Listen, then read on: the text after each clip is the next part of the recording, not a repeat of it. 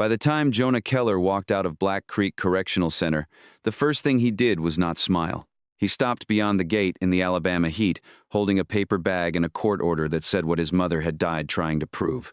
The record had been wrong. For 6 years, Jonah had lived under a sentence built on missing pages and one sealed envelope that should have reached his lawyer before the judge raised the gavel. Inside was a hospital report proving he had been somewhere else when the crime happened.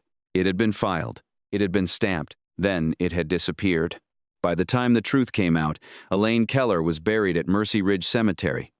Sophie Lane, the courthouse employee blamed for the irregularities, had lost her reputation. Families in Bryan County began looking at the courthouse steps with suspicion. At the center of it all was Meredith Rowan. She was not a detective, she was not a prosecutor, she did not wear a badge or carry a gun. She was only a clerk with careful handwriting and a memory judges trusted. That was what made the case so frightening. Meredith had not destroyed Jonah Keller with violence. She had erased 6 years of his life with paper. But before Bryan County knew her name as a criminal defendant, Meredith had been a little girl outside that same courthouse, watching her mother clutch appeals for a man everyone called guilty. Her father, Samuel Rowan, had gone to prison under a record Meredith believed was broken. Her mother had begged people to look again. No one did. One courthouse employee looked down at the papers and said the sentence that carved itself into Meredith's childhood: "The record is the record." After that day, Meredith stopped believing truth had a voice of its own. She believed truth needed a stamp, a file number, someone inside the room willing to move the page. Years later, she became that person. Then one file went too far. One envelope was hidden. One innocent man stayed in prison long enough for his mother to die waiting. The tragedy is not that Meredith Rowan wanted justice. The tragedy is that when she finally got close enough to touch it, she decided she had the right to bend it. And Jonah Keller became the life she erased while trying to repair her own. The courtroom was colder than Meredith remembered. Not because of the air conditioning humming above the wooden benches or the polished marble floor that held the morning chill, but because no one in that room was asking what had happened to her anymore. They were asking what she had done.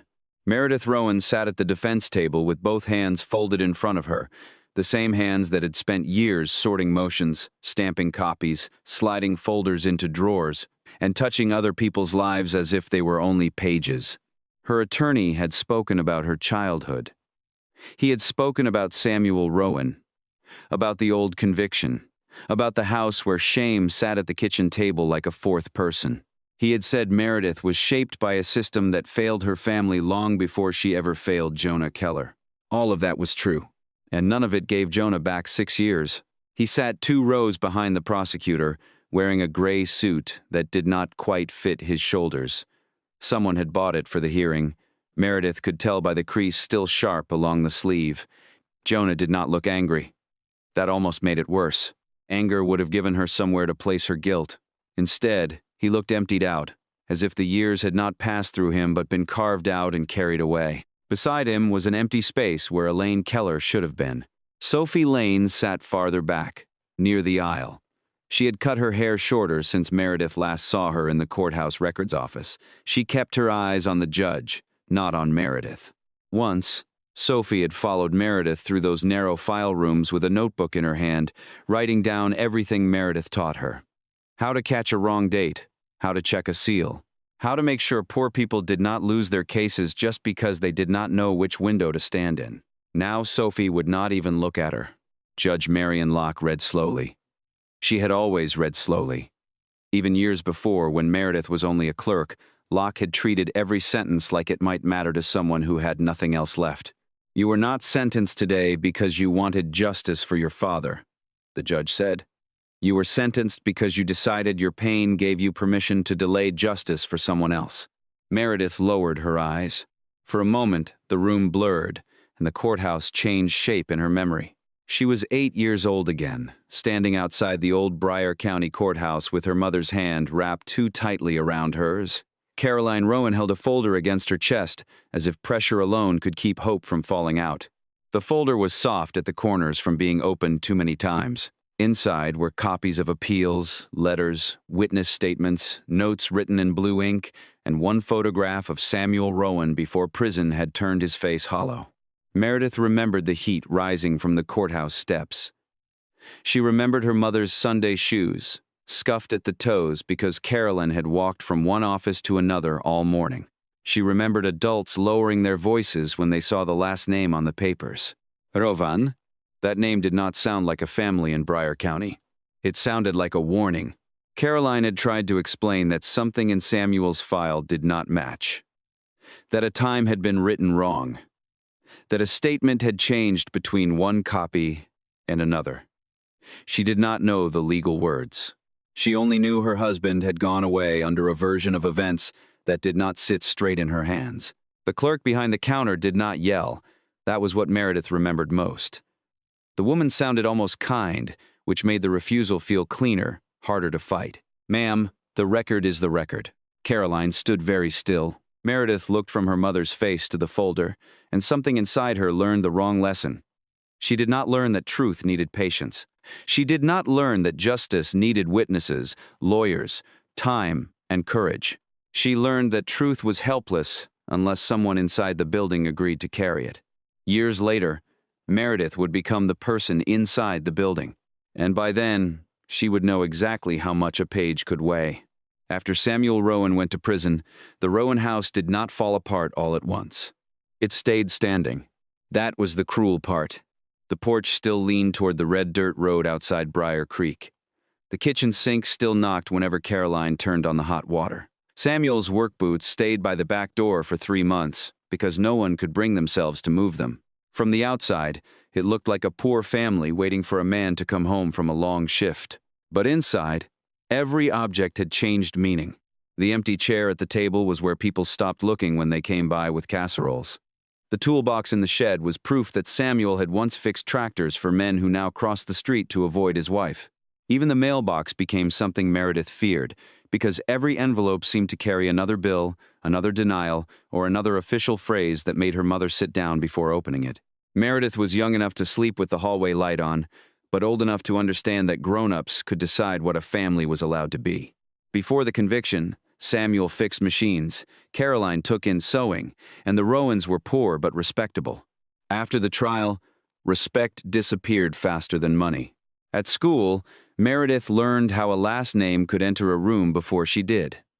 A boy in her class wrote "Convicts Kid" on the corner of her spelling paper and passed it down the row. The teacher saw it, folded the paper in half, and told Meredith not to make a scene. That was the first time Meredith understood that silence could be demanded from the person being hurt, because the truth made everyone else uncomfortable. She did not cry until she got home. Caroline found her sitting on the bathroom floor, with the spelling paper torn into pieces in the sink. Her mother knelt beside her and gathered every wet scrap, as if even cruelty became evidence once it was written down. "Don't let them teach you who you are," Caroline said. But Meredith heard the tiredness under the words. She saw the needle marks in her mother's fingers, the unpaid bills beneath the sugar jar, and the one dress Caroline kept pressed for courthouse visits. So Meredith learned a different lesson. People did not need the truth to punish you. They only needed a label that looked official enough. In 5th grade, when a substitute teacher asked what her father did for work, Meredith said he repaired trucks outside Montgomery. The lie came out clean. The substitute smiled and moved on. For the rest of the day, no one whispered. Meredith felt relief first, then shame, then something colder than both.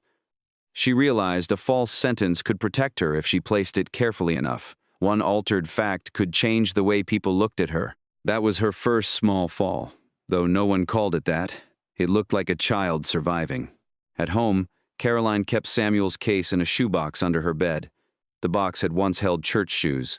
Now it held copies of appeals, receipts from attorneys they could no longer afford, letters from Samuel written in pencil, and notes Caroline made during phone calls with offices that transferred her until her voice went thin. Meredith was not supposed to touch it. Of course she did. At first, she only lifted the lid when Caroline was at work. She liked the smell of paper and dust, the soft scrape of pages sliding against each other.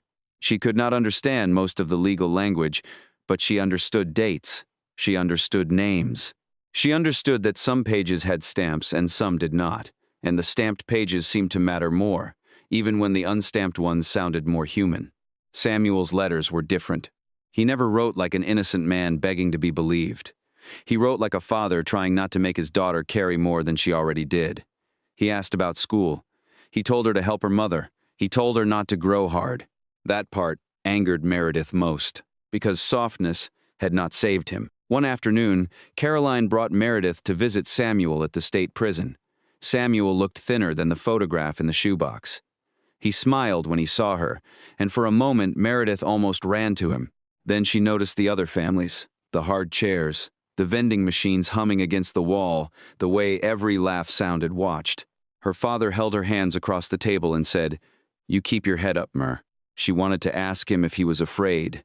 She wanted to ask if he had done what they said. She wanted to ask why truth had not brought him home. Instead, she nodded. On the ride back, Caroline cried without making a sound. Meredith stared out the window at the Alabama fields, and something inside her began arranging the world into two groups: people behind counters and people begging at them. She knew which side her family was on. The next school year, a teacher named Mrs. Hensley noticed Meredith reading newspaper clippings in the library. Mrs. Hensley was the first adult outside the family who did not lower her voice when Samuel's name came up. She said one day Meredith could write her father's story in a way people would have to read. For 1 week, Meredith wanted to believe her. Mrs. Hensley offered to help her enter an essay contest about justice. Meredith took the form home and hid it inside her math book. That night, she heard Caroline on the phone with another clerk, asking whether a filing deadline could be reconsidered because a notice had arrived late. Meredith could not hear the person on the other end, only her mother's responses. "Yes, ma'am. I understand." "No, ma'am. I'm not trying to cause trouble." When Caroline hung up, she sat in the kitchen with her hand over her mouth. The next morning, Meredith threw the essay form away. Mrs. Hensley asked about it after class. Meredith shrugged and said she had forgotten. "You don't have to carry this alone," the teacher said. Meredith looked at the woman's kind face and hated how badly she wanted to believe her. So she made herself cruel. "You don't know anything about my family," Meredith said. The words pushed Mrs. Hensley back. They gave Meredith the familiar safety of being unreachable. Years later, Meredith would remember that moment with private shame. Mrs. Hensley had not been the system. She had been a door. Meredith had closed it herself. At 12, she did not understand responsibility that way. She only knew that every time hope entered the Rowan house, it arrived in an envelope and left her mother smaller than before. So, Meredith stopped waiting for people to believe her family. She started studying the things people believed instead. Dates, stamps, signature, case numbers, the quiet authority of a page placed in the right folder. By the end of childhood, Meredith did not dream about becoming rich, loved, or famous. She dreamed about standing on the other side of the counter. Not to hurt anyone. Not yet. Only to make sure the next desperate woman carrying the truth would find someone inside who knew where to put it. By the time Meredith turned 14, the Rowan house had learned how to survive on almost nothing. Caroline could stretch a pot of beans across 3 dinners. She could turn old curtains into school skirts, church dresses into pillowcases, and one decent pair of shoes into something that looked acceptable from the front. She could smile at the grocery store while putting back milk, then tell Meredith she had forgotten they already had some at home. Meredith knew when her mother was lying. She had become good at recognizing the small noises people made when truth was too expensive. The sewing machine ran late into the night. Its needle clicked through hems, uniforms, curtains, and torn work shirts from people who would not sit beside Caroline in church but still trusted her stitches. Sometimes they left clothes on the porch instead of knocking. Sometimes they paid in cash folded into an envelope with no note, as if kindness became embarrassing when attached to the Rowan name. Caroline took the money anyway. Samuel's appeals needed postage. Copies cost money, certified records cost more. Calls to attorneys cost dignity, which Caroline kept paying long after there was almost none left. Meredith began helping in ways no child should have to learn. She sorted bills by threat level. Red notices went under the chipped fruit bowl. Anything with final in the subject line went beside Caroline's coffee cup. Letters from the court were opened last, because those could ruin an entire week before breakfast. At first, Caroline tried to keep Meredith away from the case. She said children were not supposed to carry grown-up troubles. But troubles did not care where they sat. They spread across the kitchen table. They slept in the shoebox under the bed. They rang through the phone and made Caroline's voice smaller. So Meredith listened. She learned which offices answered before lunch and which ones sent calls to voicemail. She learned the difference between a clerk who did not know and a clerk who did not care. She learned that people who worked behind counters used phrases like policy, deadline, and proper channel the way other people used locked doors. No one slammed them. That was the part that made Meredith hate it more. They were polite while refusing. Once, after a call ended, Caroline pressed her forehead against the refrigerator and whispered, "I know what I saw in that file." Meredith stood in the hallway, unseen. "What did you see?" she asked. Caroline turned too quickly, wiping her face with the back of her wrist. "Nothing you need to worry over." But Meredith was already worrying. Worry had become the shape of her love. That summer, she began going through the shoebox while Caroline worked double shifts. She was more careful now. She washed her hands first. She laid the pages on the bed in rows and put them back in the same order, or what she believed was the same order. She copied names into a spiral notebook. She wrote down dates. She circled anything that appeared twice but did not match. She did not understand legal arguments, but she understood time. And time, in Samuel Rowan's file, did not sit straight. There was a witness statement taken at 8:40 p.m. There was a deputy's note saying Samuel had been seen near the repair yard at 8:15. But there was also a faded receipt from a parts counter 20 miles away, stamped 8:27, with Samuel's signature on the bottom. Another page mentioned the receipt, then a later copy did not. One report used the phrase, approximately. Another made the time sound certain.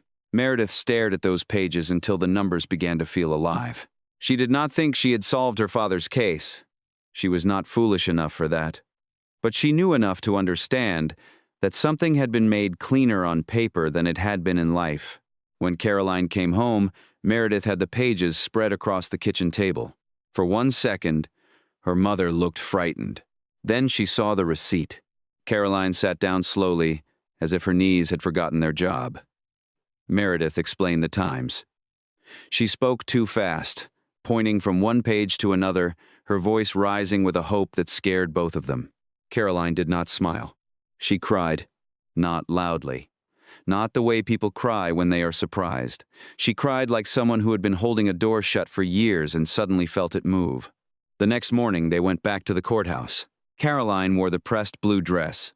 Meredith wore her best shoes. The folder was thicker now, held together with a rubber band that had begun to crack. They waited under fluorescent lights while people moved around them with clipboards and coffee cups and lives that did not depend on whether one old receipt mattered.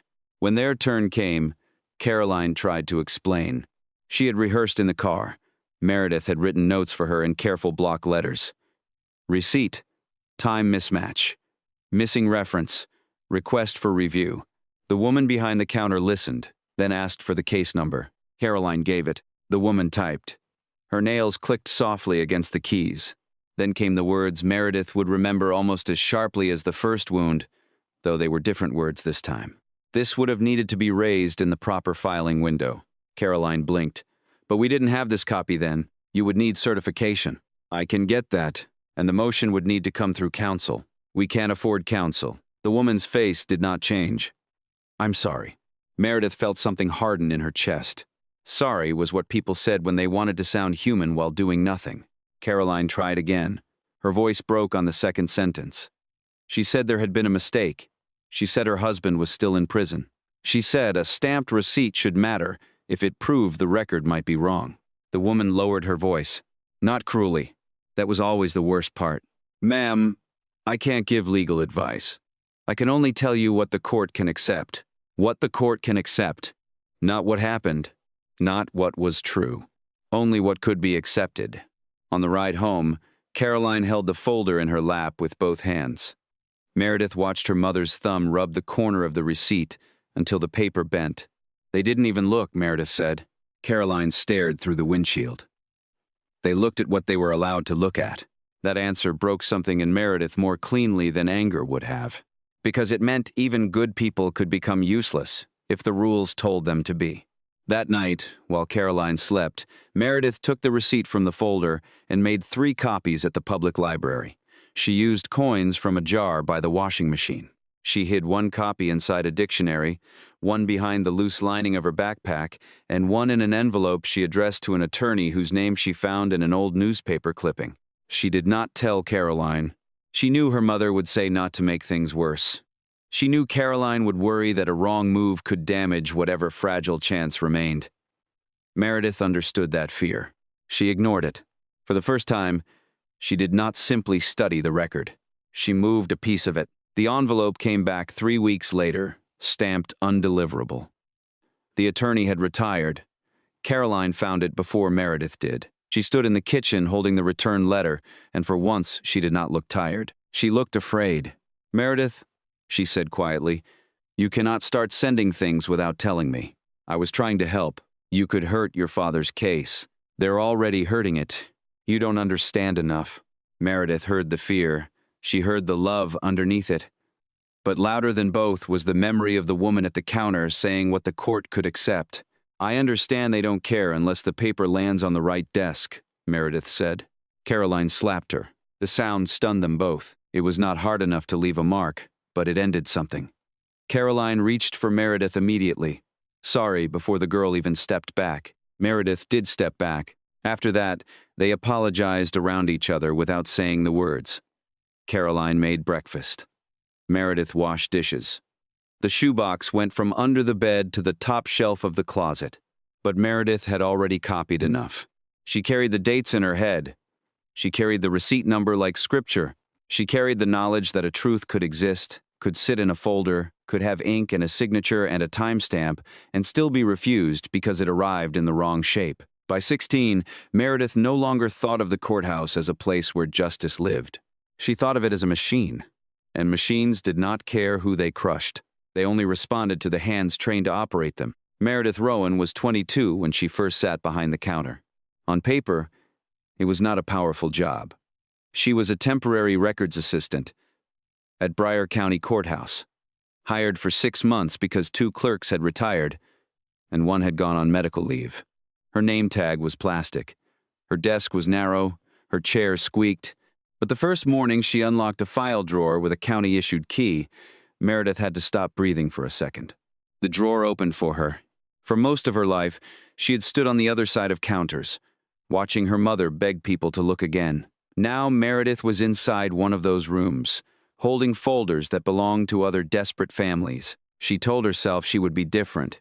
At first, she was. Meredith came early, stayed late, and learned the filing system faster than anyone expected. She remembered case numbers after seeing them once.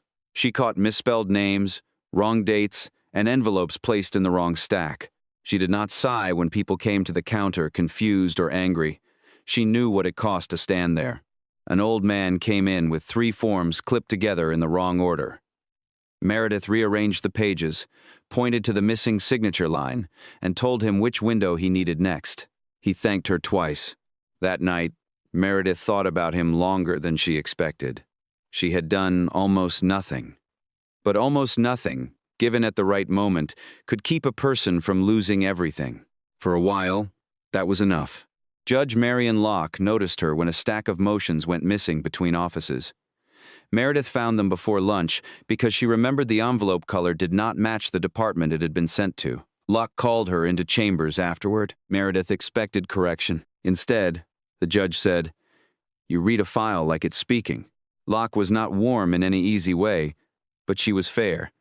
In Bryan County, that made her almost strange. "You should think about law school," Locke said. Meredith nearly laughed. Law school sounded like something for people whose lives had not been built around returned envelopes and payment plans. She had a mother with bad knees, a father still in prison, and a house that needed repairs every time it rained. "I'm just a clerk," Meredith said. "No," Locke replied. "You are someone who understands what happens when small errors reach poor people." That sentence followed Meredith home. For 3 days, she imagined a clean path. Night classes, scholarships, a future where she would know which doors were legal to open. She pictured herself walking into a courtroom not as Samuel Rowan's daughter, but as someone trained and listened to. Then the courthouse gave her a test that did not look like one. A woman named Lila Grady came in near closing on a Thursday, carrying a folder in one hand and a sleeping toddler against her shoulder. She had driven nearly an hour after her car broke down twice. Her phone was dead. Her face had the stretched look of someone who had spent all day being told to hurry by people who had never been poor enough to understand that time could cost money. The deadline had passed earlier that afternoon. Not by much, but enough.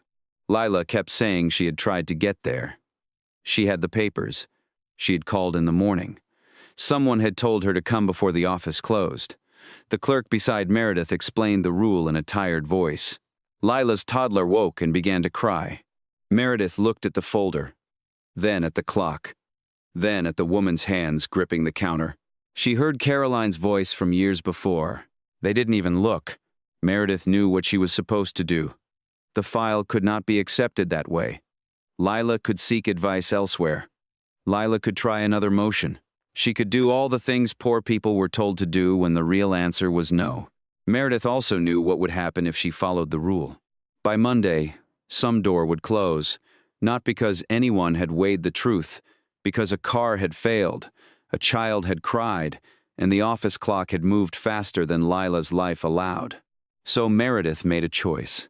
It was small enough that no one in the office looked up. She did not invent a case.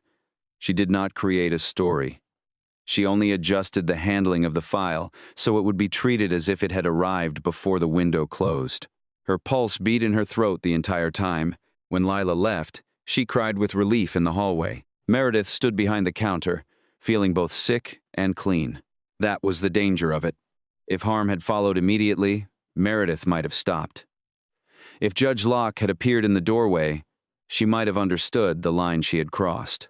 But nothing happened.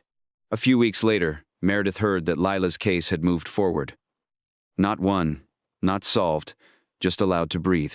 Meredith told herself that was justice. She told herself the rule had been written for order, not cruelty. She told herself that when order became cruelty, someone with a conscience had to make a correction. Then Judge Locke praised her again. "You have good instincts," the judge said. Meredith smiled, but the compliment landed in the wrong place. It did not make her more careful. It made her feel chosen. That night, she opened a brochure for night law classes at the kitchen table. The path was still there. Slow, expensive, honest. Meredith looked at the tuition number until it blurred. Then she thought of Lila Grady walking out with her toddler, still poor but not yet defeated. She thought of Samuel Rowan's receipt sitting useless in a file no one had accepted. A thought came to her then, soft enough to sound merciful. Maybe the law was not the only way to serve justice. Maybe the law needed people inside it who knew when to bend. Meredith closed the brochure. She did not throw it away. Not yet. But the clean path no longer looked like the only path. And that was how the first line moved. Not with greed, not with hatred, with a woman telling herself that one small falsehood in the record had protected a larger truth. For almost a year, Meredith Rowan managed to live two lives inside the same courthouse. In one life, she was the clerk, Judge Marion Locke, trusted. She came in early, kept her desk clean, caught mistakes before they became disasters, and treated every confused visitor like a person instead of a problem. People began asking for her by name. Not important people, not lawyers in press suits. The ones who asked for Meredith were tired mothers, old men with folded notices, probationers afraid of missing a date, and widows who did not know which copy needed a seal. That should have been enough to keep her honest. In the other life, Meredith carried the memory of Lila Grady's file like a secret flame. No one had been hurt. A poor woman had not been locked out by a deadline she had tried to meet.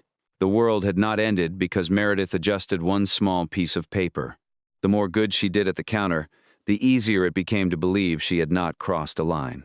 Judge Locke saw the change, but not the danger beneath it. To the judge, Meredith looked focused, capable, hungry for work that mattered. One afternoon, after a long docket of people, too poor to hire decent help, Locke called Meredith into chambers and slid a folder across the desk. Inside was information about a night law program in Montgomery, a scholarship fund, and a letter Locke had already begun drafting. "I can recommend you," the judge said. "Not because I feel sorry for you, because you would be good." Meredith stared at the papers. For a moment, she was not in a courthouse.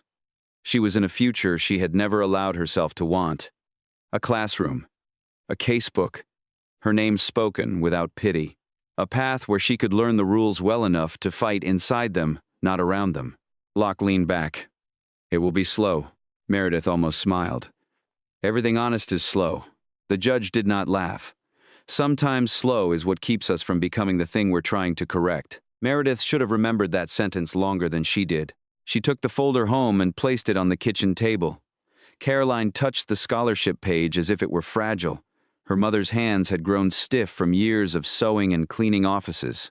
The bad knee had become two bad knees. The cough Meredith pretended not to notice had settled deep in Caroline's chest. You should do this, Caroline said. What about the house? The house has survived worse than night classes. What about Dad? Caroline looked toward the hallway where Samuel's letters were kept in a tin box. Your father never wanted your life to become another room in his prison. A week later, a letter came from Samuel. The handwriting was shakier than Meredith remembered.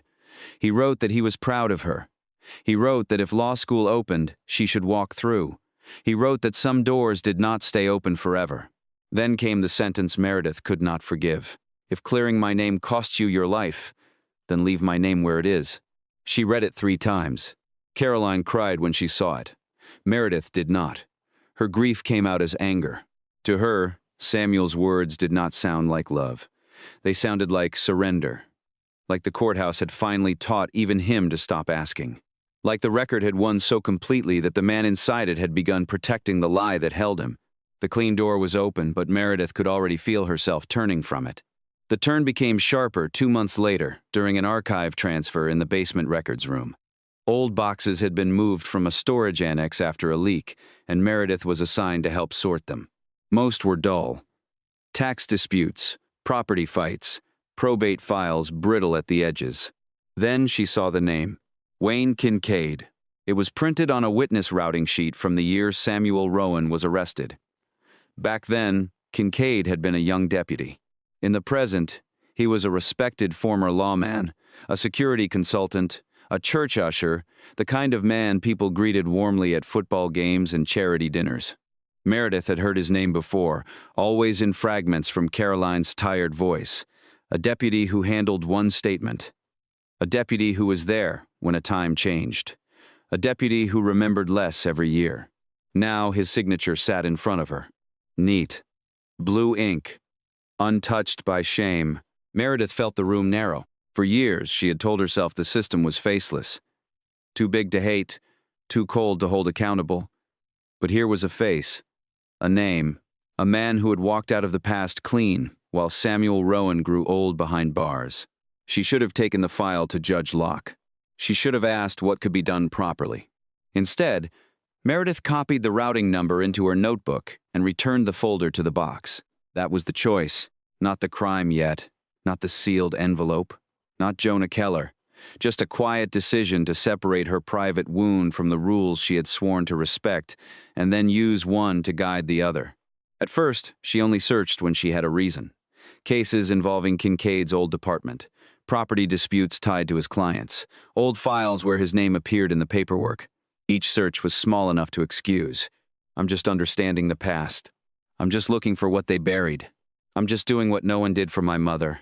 But the courthouse began to change again. It was no longer a place where Meredith helped people cross a confusing bridge. It became a map of pressure points. A place where the right file, opened at the right time, might finally make a respected man answer for an old lie. Judge Locke noticed Meredith had not submitted the scholarship application. You missed the priority date? Locke said. Meredith kept her face calm. I can apply next term. You can, the judge said. But people who are running towards something usually don't let dates pass by accident. Meredith looked down at the papers in her hand. She could still tell the truth. She could say she was afraid, angry, obsessed. She could let Locke pull her back toward the slower path. Instead, she smiled politely. I've just been busy. Locke watched her for a long moment, and Meredith felt the first real weight of disappointing someone who had expected better from her. But disappointment was easier to survive than surrender. That night, Meredith placed the law school folder in a drawer. She did not throw it away. Not yet. but she put Wayne Kincaid's name above it.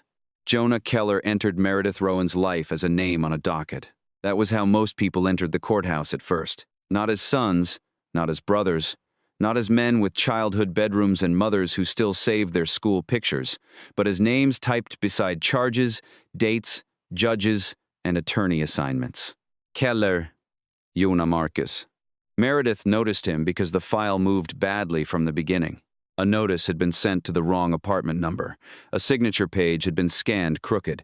One hearing date changed twice before anyone at the counter could explain why. None of it looked dramatic. It looked like ordinary courthouse weather poor people were expected to survive.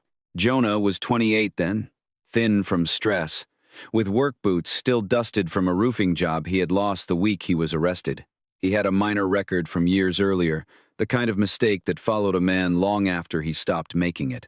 Bryan County did not need much more than that to decide what kind of person he was. Meredith watched him once from behind the records window. He stood beside his public defender with his jaw tight and his hands open at his sides, as if he had learned not to put them in his pockets where people might read guilt into the shape of him. He looked scared, but not surprised.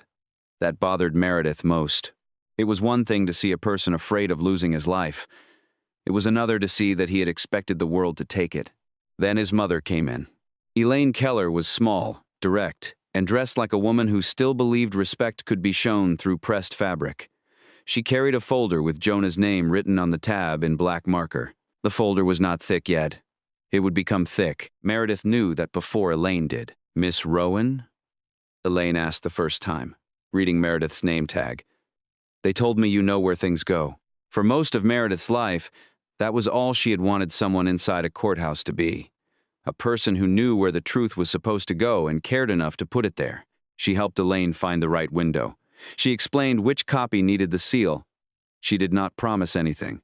Promises were dangerous in courthouse air. But Elaine looked at her as if careful explanation itself were mercy. Over the next weeks, Elaine returned again and again.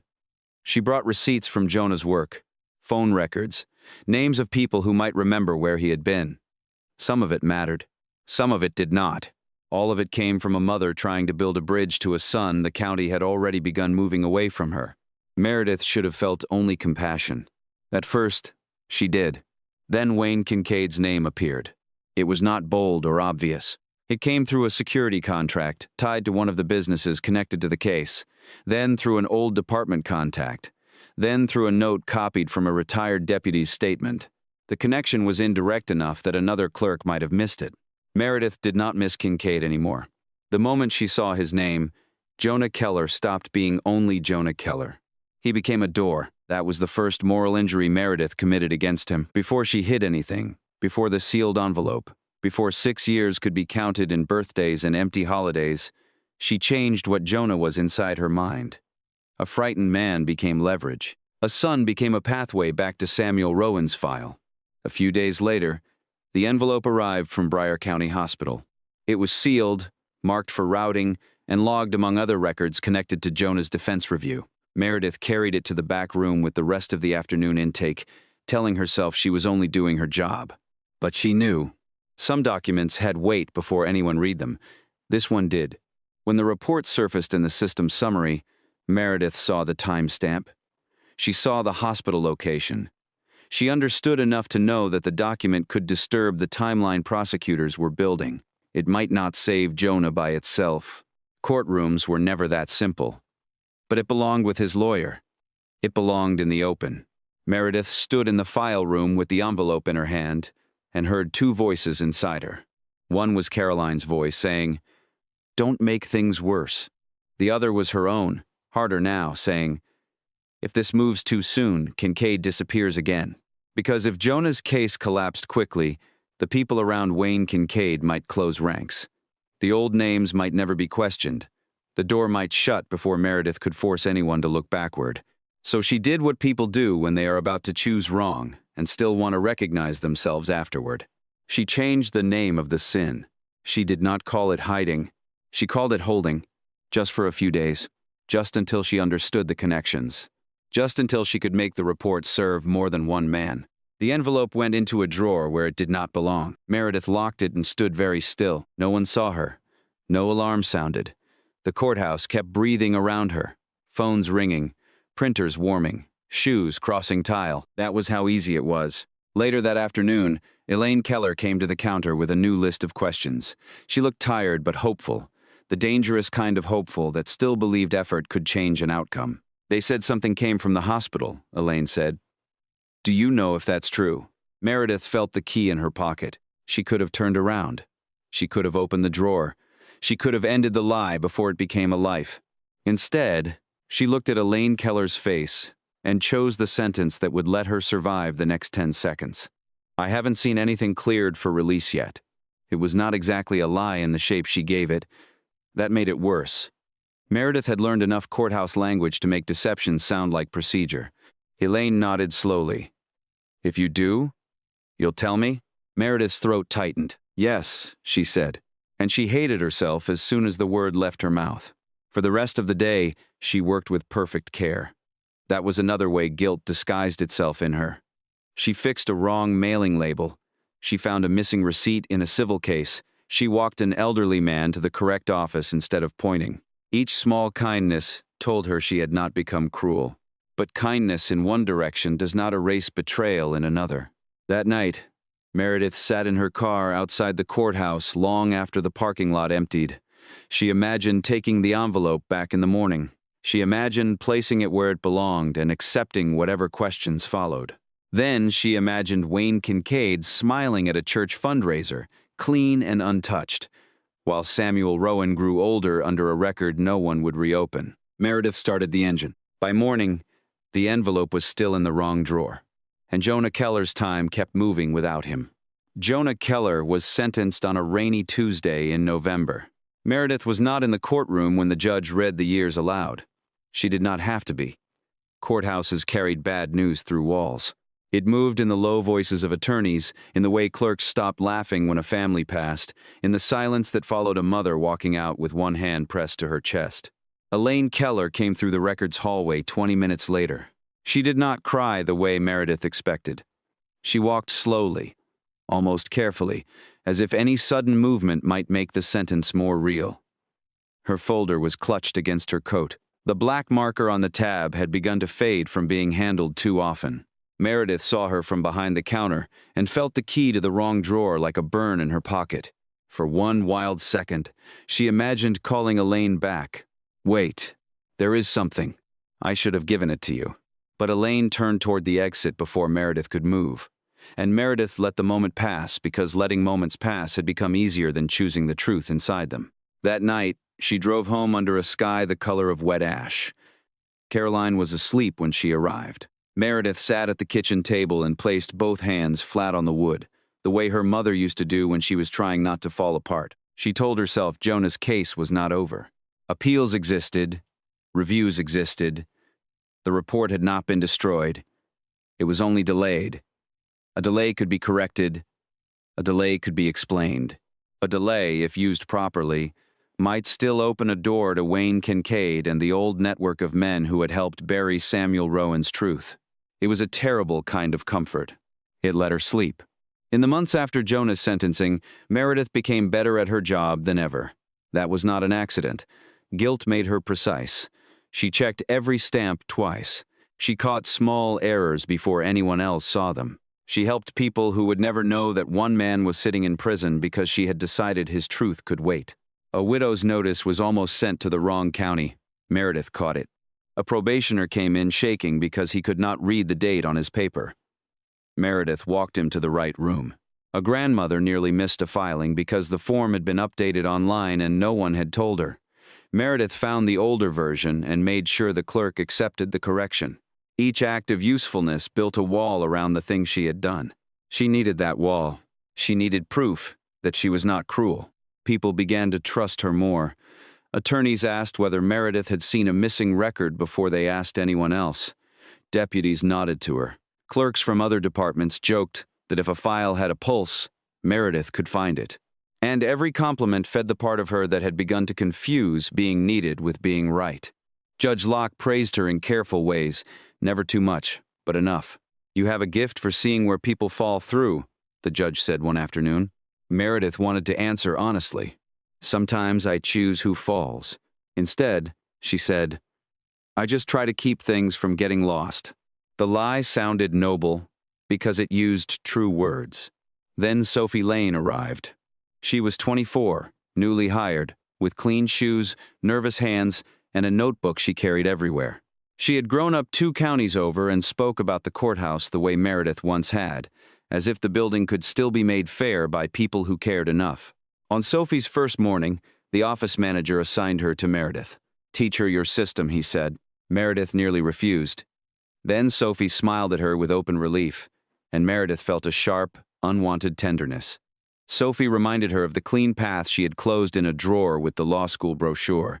Smart, eager, not untouched by hardship, but not yet trained to see every rule as a locked door. So Meredith taught her.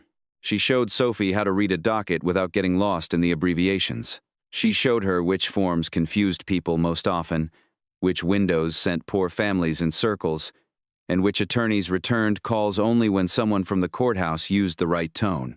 She taught her to be patient at the counter. "People get angry here because they're scared," Meredith said. "Don't take the first version of their voice personally." Sophie wrote that down. The sight of it hurt. For a while, Meredith almost believed teaching Sophie might save some part of her. If Sophie learned the work cleanly, maybe Meredith could still tell herself the damage had not spread through everything she touched. But Sophie was good. That became the problem. She noticed patterns. She asked why one case note appeared in one summary but not another. She saw when an entry felt late, even if the system accepted it. She had the uncomfortable habit of believing questions deserved answers. One afternoon, while sorting older records for cross-checking, Sophie paused over Jonah Keller's file history. "Meredith?" she said. Meredith knew from the tone before she knew from the paper. Sophie came to her desk with 2 printed summaries and a crease between her brows. "I might be reading this wrong," she said, "but it looks like something from Bryan County Hospital was logged around the Keller intake period, then never attached to the packet. Could be a duplicate code, or maybe it was routed somewhere else." The room seemed to lose sound. Meredith took the pages. Her face did what years of courthouse work had trained it to do. Nothing. "Hospital records get cross-coded all the time," she said. Sophie nodded, but not fully. "Should we flag it?" There it was. Another door. Smaller than law school. Smaller than a lane at the counter. But still a door. Meredith could have said yes. She could have let Sophie's clean hands carry the question forward. She could have allowed the truth to appear without confessing everything at once. Instead, she heard Wayne Kincaid's name in her memory. She saw Samuel's letter. She saw Elaine walking out after the sentence, and because that image was unbearable, she pushed it away. "I'll look at it," Meredith said. "Leave it with me." Sophie hesitated. "Are you sure?" Meredith smiled gently. That was the worst part. How gentle she had learned to be while doing harm. "I'm sure." Sophie left the pages on her desk. Meredith waited until the office emptied before she touched them again. Then she sat alone under the fluorescent lights and understood something she could no longer pretend not to know. The lie was no longer staying still. It was asking other people to carry it. By then, Meredith had power. Not the loud kind. Not the kind that wore a badge or spoke from a bench. Hers was quieter. It lived in trust, in memory, in the fact that people believed her when she said a file was where it belonged. For years, she had thought power would feel like safety. Instead, it felt like a drawer she could not stop holding shut. Sophie Lane came back the next morning with the same question. She waited until the records office thinned out, then stood beside Meredith's desk with her notebook pressed to her chest. She had tried to let it go. Meredith could see that. Good people often tried to talk themselves out of suspicion before they allowed themselves to believe someone they trusted might be wrong. "I checked the hospital code again," Sophie said quietly. "There's a routing gap." Meredith kept her hands on the keyboard. A routing gap. Clean words, office words. The kind of phrase that could hold a human life inside it without making anyone in the room feel the weight. "Old scans do that," Meredith said. "I know." Sophie swallowed. "But this one lines up with the Keller case." There was Jonah's name again, brought back into the open by someone who still believed records were supposed to lead toward truth. Meredith looked at Sophie and saw 2 versions of herself. The first was the young woman who had once stood behind the counter promising she would be different. The second was the woman she had become, careful enough to hide harm under procedure, trusted enough to make doubt sound unnecessary. "I told you I'd look at it," Meredith said. "You did." Sophie's voice softened. "But if something's missing, shouldn't we flag it now?" Now. That word followed Meredith all morning. Not later. Not when she understood Wayne Kincaid's connection. Not after one more search through old boxes. Now, while Jonah was still alive, while Elaine was still writing letters, while Sophie still believed Meredith would choose the right thing if shown the right page. By noon, Judge Marion Locke sent for her. Meredith knew before she entered chambers that Sophie had asked someone else. The judge's office smelled of coffee, old books, and lemon polish. Locke sat behind her desk with no papers in front of her, which meant the conversation was not casual. "Sit down, Meredith." Meredith sat. Locke studied her for a moment. "Sophie Lane came to me about an irregular hospital entry in the Keller file." Meredith folded her hands in her lap. "She should have brought that to me first," she said. She did. The answer landed softly, but it changed the room.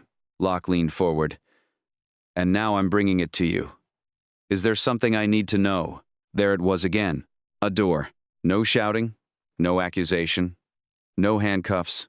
Just an older woman who had once seen Meredith as more than the damage she came from, offering her a chance to step back before the lie became bigger than the person telling it. Meredith felt her throat tighten. For 1 second, she almost said yes. She imagined the drawer, the envelope, the timestamp. She imagined Locke's face changing, not with hatred, but with disappointment so complete it would leave no place for Meredith to hide. She imagined Jonah hearing that someone had known. Elaine hearing that someone had waited. Sophie realizing her teacher had used her trust as a wall. Then she imagined Wayne Kincaid at another church dinner, smiling beside men who called him honorable. She imagined Samuel Rowan reading her confession from prison and understanding that his daughter had ruined herself before she could clear his name. Meredith chose the wound she knew. "I don't know anything beyond what Sophie showed me," she said. Locke did not look away. "That is a careful answer. It's the only answer I have." Silence settled between them. Locke finally said, "If something was mishandled, the longer it stays hidden, the more people it hurts." Meredith heard the warning. She heard the mercy under it. She also heard the word "if," and she climbed inside it. "I understand," she said. She left chambers with her legs steady and her stomach hollow. After that, the records office changed. Not openly. No one accused Sophie at first. But questions began landing near her desk. Why had she printed the summaries? Why had she accessed an old hospital code twice? Why had she gone to Judge Locke before confirming the chain? The office manager called it routine review. Meredith knew better. A lie did not always need someone to point a finger. Sometimes it only needed the person who knew the truth to stand still while suspicion found the nearest body. Sophie came to Meredith 3 days later, pale and frightened. "They think I altered something," she said. Meredith looked at her notebook, the same notebook where Sophie had once written down Meredith's advice about frightened people at counters. "Do they have proof?" "No, but they're asking like they expect to find it." Sophie's voice broke. "I didn't do anything." Meredith knew. That was the sharpest part. She knew with perfect clarity that Sophie had done nothing except notice what Meredith had hoped no one would notice. She knew she could save her with one sentence.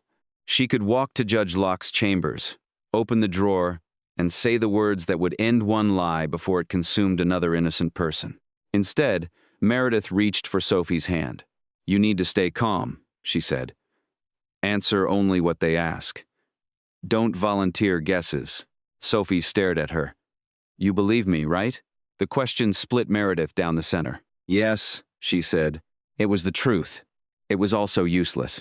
That night, Meredith drove to Mercy Ridge Cemetery and sat in her car outside the closed gates. She did not know why she had gone there. Elaine was not buried there yet. Her own family was not buried there.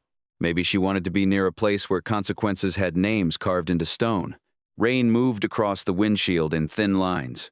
Meredith took the key ring from her purse and held it in her palm. One key opened the records office. One opened the cabinet. One opened the drawer where Jonah's report still waited. She could still go back. She could still become the person Judge Locke thought she was. But becoming that person now would mean admitting she had not been that person for a long time. Meredith closed her hand around the keys until the metal hurt. By morning, Sophie Lane was on administrative leave, and the envelope stayed where Meredith had put it. Elaine Keller grew smaller in the years after Jonah was sentenced, not weaker in the way people noticed at first. She still came to the courthouse with her folder. She still wore pressed clothes. She still spoke politely to clerks who had learned to recognize her face before they remembered her name. But grief had begun taking pieces of her in quiet order. First, her voice lost its firmness. Then her steps slowed. Then the folder became thick enough that she needed both hands to carry it. Meredith watched those changes from behind the counter and told herself they were not all her fault. Jonah's case was complicated. The county had made mistakes before she ever touched the envelope. Prosecutors had argued. Judges had ruled. Defense attorneys had missed things. A whole machine had moved around Jonah Keller, but there were some lies a person told because the truth was too large to stand beside. Elaine kept writing letters. She wrote to lawyers, innocence clinics, church leaders, and anyone whose name appeared in a newspaper beside the word justice. Most never answered. Some sent forms. A few sent sympathy so polished it felt almost official.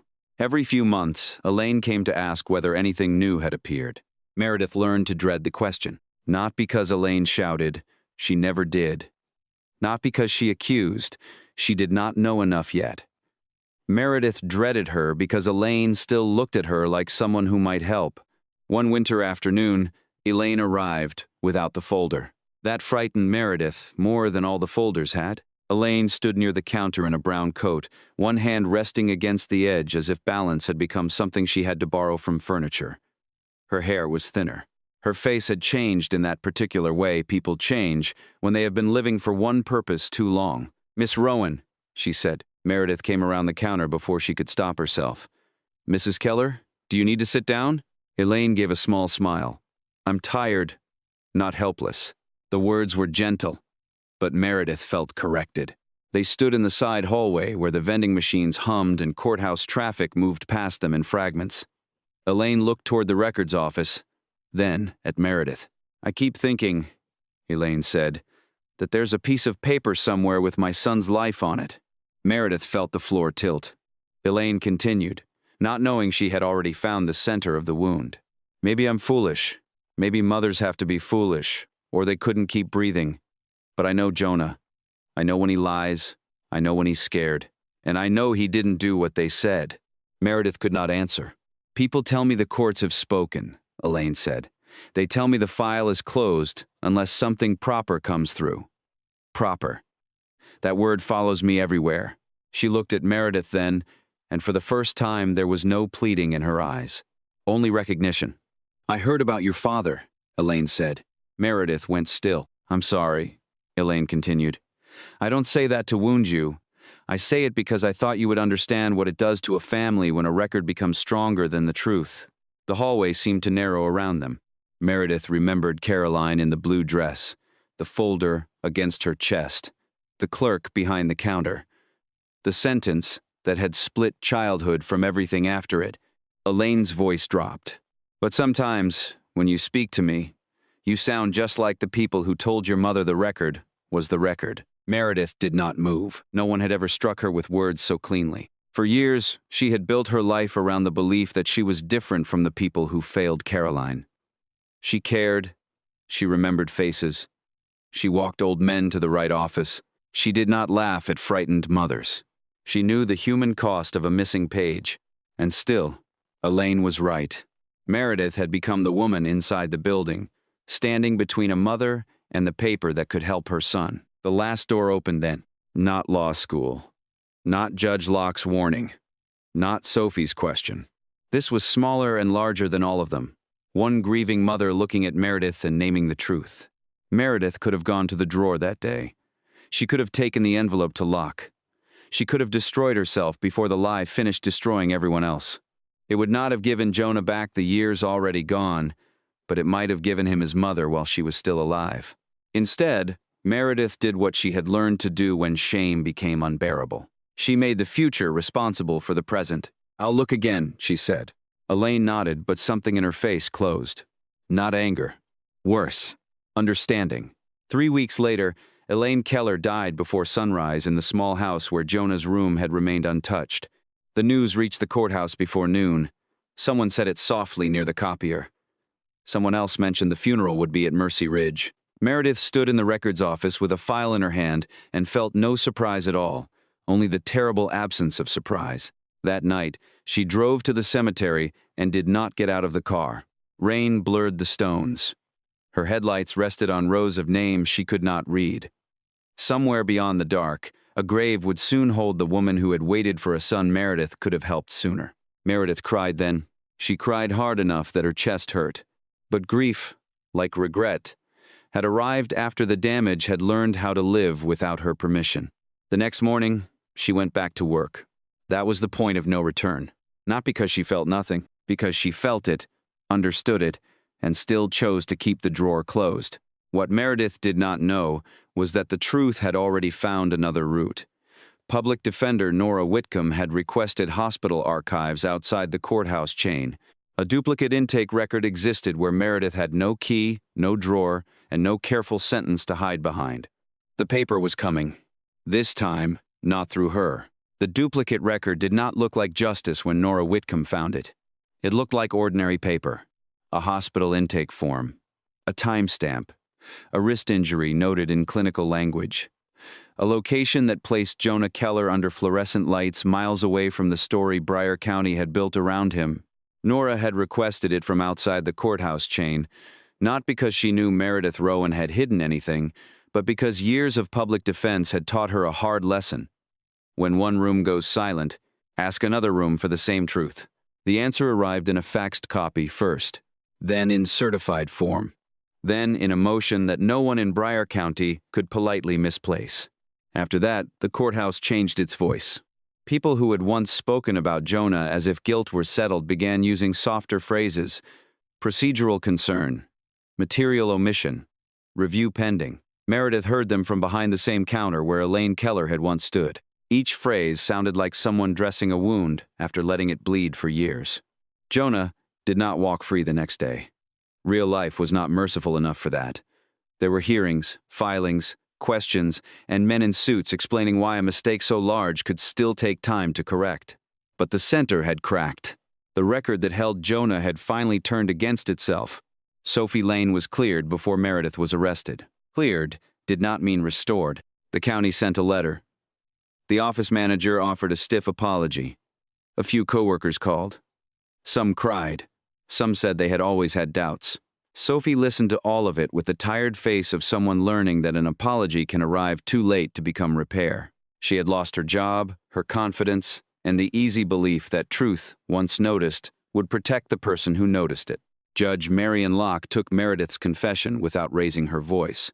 By then, there was no drawer left to guard, no careful phrase left to hide inside. Meredith sat across from the judge in chambers, older than she had been the week before, and said where the envelope had gone. She said she had meant to hold it only for a little while. She said Wayne Kincaid's name had made her believe the Keller file could open Samuel Rowan's past. Locke listened. When Meredith finished, the judge's face held no cruelty. That was worse. You knew Jonah Keller needed that record, Locke said. Meredith nodded. You knew his mother was looking for it. Another nod. You knew Sophie Lane had done nothing.